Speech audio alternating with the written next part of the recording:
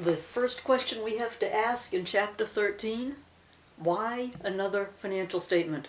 We've got the income statement, we have the balance sheet, we have the statement of retained earnings. Isn't that enough already? And I guess the answer is no. We have the statement of cash flows since 1987, and as with a lot of financial standard changes, there was a good reason for it.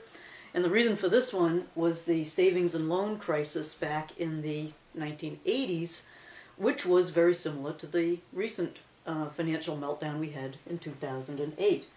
A lot of publicly traded companies since 1987 have had to include the statement of cash flows as one of their primary financial statements.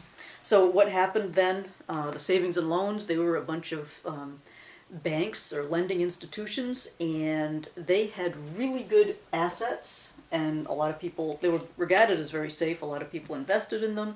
They had very good assets on their books, and the only problem with that is that a lot of these assets were mortgages receivable.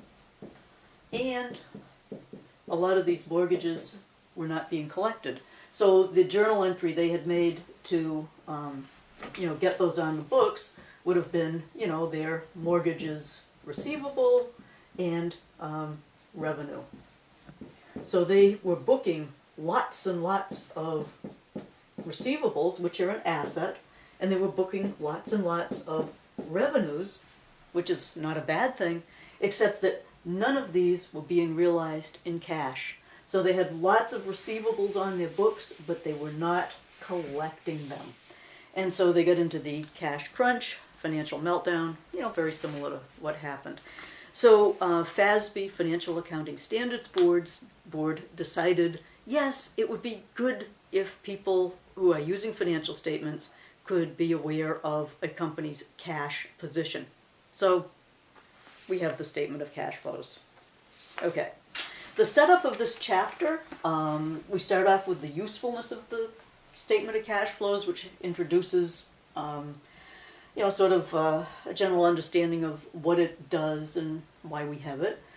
The second learning objective is on the format, and that introduces the four main sections of the statement of cash flows, and that will be, it's broken up into an operating section, and an investing section, a financing section,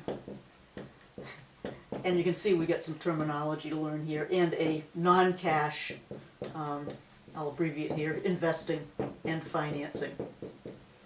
Okay, so with the format, that will make more sense as we get to it. Your first job is we have to learn what kind of transactions fall into each of those categories. When we go to prepare the statement of cash flows, there's a couple of things you should know. One is, get these out of here for the moment, I've already done that. One is we are going to be using the indirect method. There's the direct method and the indirect method. I think it's like 98.8 of companies use the indirect method, so that's what we're going to do. This is what you'll be looking at when you look at most corporate financial statements. In order to work with the indirect method, we are going to do it as a two-step process. The first part is the worksheet for the statement of cash flows, and then we do the actual statement. You can't just do the worksheet. The statement is the end result we're looking for. I have some students who say, oh, can't I just do the statement without doing the worksheet? And I've been teaching for, I don't know, accounting for about 10 years, 2 semesters a year, I don't know, 3 or 4 sections a semester, and I've had maybe 2 students who could do this right without doing that.